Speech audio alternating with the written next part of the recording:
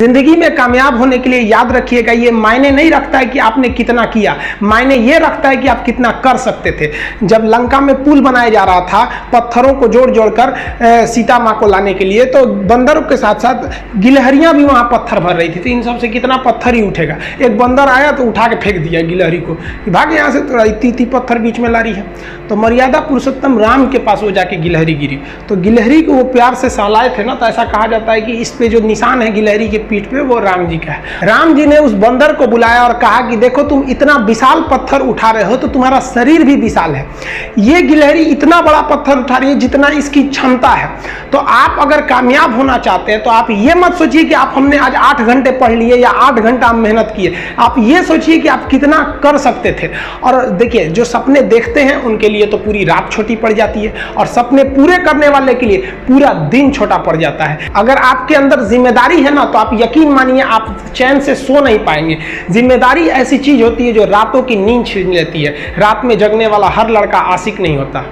आप सबकी जिंदगी में कुछ कठिनाइयां आएंगी, ठोकरें लगेंगे, लेकिन ठोकर खा के संभलना भी जरूरी है। ठोकरें खाकर भी ना संभला तो ये मुसाफिर का नसीब। राह के पत्थर तो अपना फर्ज अदा कर चुके हैं, और कभी भी मुश्किलों से घबराइएगा नहीं। कोको कोला कंपनी जब स्थापना हुई थी तो 1 साल में केवल इसके 25 बोतल बिके थे।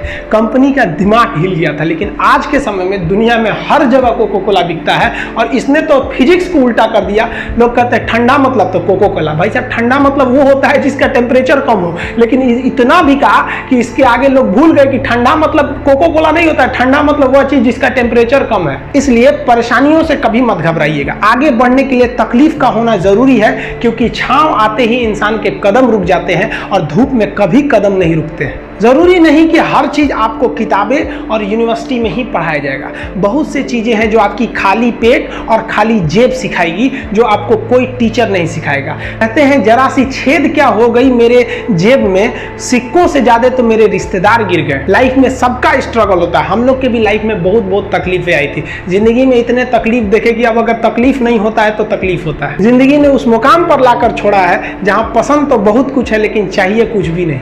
लोग कहते हैं कि खाली हाथ आए थे खाली हाथ जाओगे, गलत बोलते हैं। लोग भले खाली हाथ आते हैं, लेकिन जब जाते हैं तो अपने साथ कुछ संस्कार, कुछ यादें छोड़ जाते हैं। एपीजे अब्दुल कलाम खाली हाथ तो आए थे, क्या खाली हाथ गए? हमारे जितने देश के लोग हैं उन देशवासियों के लिए एक प्रेरणा के स्रोत बन गए। लेकिन अगर आप खाली हाथ आते हैं और खाली हाथ चले जाते हैं तो आपका पुरुष योनि में जन्म लेने का कोई अर्थ ही नहीं बना। अपनी मंजिल को भुलाकर जिया तो क्या जिया, है दम तुझ में तो उसे पाकर दिखा। लिख दे खून से अपनी कामयाबी की कहानी, और बोल उस किस्मत को कि है दम तो मिटा के दिखा। इसलिए कभी किस्मत को मत कोसिएगा, अपने हौसले से अपनी कहानी लिखिएगा। पसीने की स्याही से जो लिखते हैं अपने हौसले के इरादे, उनके मुकद्दर के पन्ने कभी कोरे नहीं होते। पैसा और समय में तालमेल बिठाना बहुत जरूरी होता है। पैसा कहता है कि तू कुछ करेगा तो हम आएंगे, जबकि लोग गलती करते हैं। लोग कहते हैं कि पैसा आएगा तब हम कुछ करेंगे। ऐसा नहीं है। पैसा कहता है कि तू मुझे आज बचा ले, मैं कल तुझे बचा लूंगा। पैसा बेशक भगवान नहीं है और ना ये आपके साथ ऊपर तक जाएगा, लेकिन पैसा जब तक आपके साथ है ना, तब तक आपको नीचे गिरने नहीं देगा।